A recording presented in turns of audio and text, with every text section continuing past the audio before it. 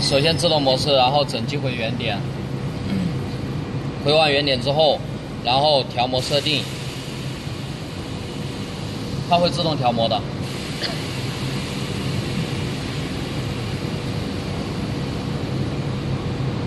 然后调模设定完了之后，然后根据我的来料长度、送料长度、料厚，然后这个是在位的补偿，也就是我为了零点位往下降一点点，把材料彻底冲断，然后其他的就不用了。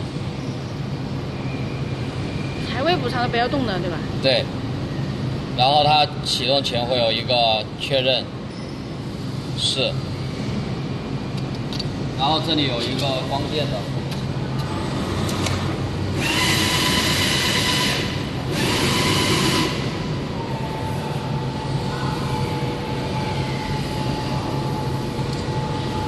材料感应